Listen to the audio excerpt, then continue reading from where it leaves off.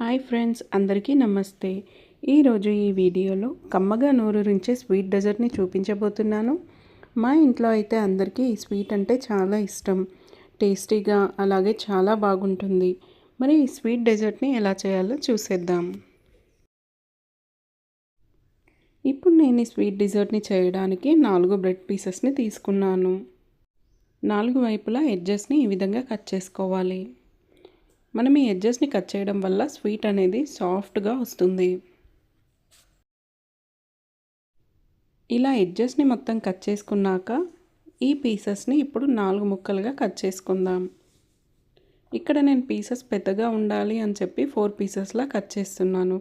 కావాలి అంటే మీరు 6 పీసెస్ లాగా కట్ చేసి అయినా తీసుకోవచ్చు. ఇప్పుడు మరొక వైపు ప్యాన్ పెట్టుకొని ప్యాన్ కొద్దిగా వేడైన తర్వాత ఇందులోకి 2 టేబుల్ స్పూన్ల వరకు నూనెని తీసుకుంటున్నాను.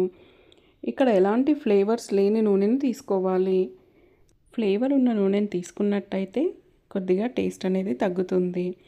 అలాగే మన స్వీట్కి ఎక్స్ట్రా టేస్ట్ యాడ్ అవ్వడానికి 2 నుంచి 3 టీ స్పూన్ల వరకు నెయ్యిని తీసుకుంటున్నాను.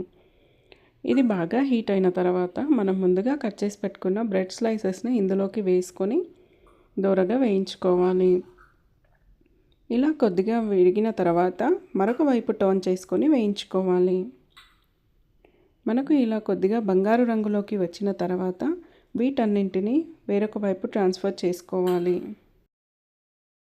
ఇక్కడ మరొక వైపు బౌల్ పెట్టుకొని 4 టీ గ్లాసుల వరకు పాలను తీసుకుంటున్నాను.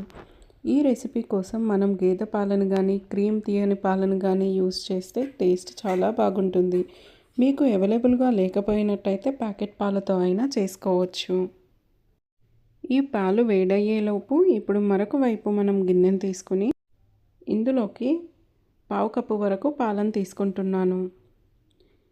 ఈ పాలను కూడా నేను మగ్గించలేదండి, పచ్చి పాలనే తీసుకుంటున్నాను. 2 టేబుల్ స్పూన్ల కస్టర్డ్ పౌడర్ని తీసుకొని బాగా కలపండి. ఇలా కస్టర్డ్ పౌడర్ని బాగా కలిపాక మరొక వైపు చూసినట్టయితే మనకు పాలు చక్కగా మగ్గుతున్నాయి.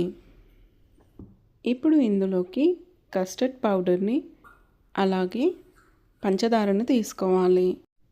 మనం తీసుకున్న ఈ క్వాంటిటీకి అయితే 1 టీ గ్లాస్ నిండా షుగర్ తీసుకుంటే సరిపోతుంది. ఇలా కస్టర్డ్ పౌడర్ పాలు వేసిన తర్వాత బాగా కలపండి, లేదంటే ముద్దలు కడుతుంది. సో ఇలా 2-3 నిమిషాల పాటు మనం ఇలా ఉడికించామంటే ఇదంతా థిక్గా క్రీమీలా అవుతుంది. ఇలా 2-3 నిమిషాల తర్వాత చూసినట్టయితే పాలు అనేది బాగా చిక్కపడి ఇలా క్రీమీలా అవుతుంది. ఇప్పుడు ఇందులోకి కావాలి అనుకుంటే ఇలాచీ పౌడర్ని కూడా తీసుకోవచ్చు. ఎప్పుడైతే మనకు ఇలా చిక్కబడి క్రీమీ టెక్స్చర్ వస్తుందో అప్పుడు స్టవ్ ఆఫ్ చేయడమే. స్టవ్ ఆఫ్ చేసిన తర్వాత ఇలా బౌల్ని పక్కన తీసుకొని ఇలా కలుపుతూ చల్లార్చుకోవాలి. లేదంటే పైన ఇలా అట్టుకట్టినట్టుగా అవుతుంది కాబట్టి మనకు తినే అప్పుడు అంత టేస్టీగా అనిపించదు.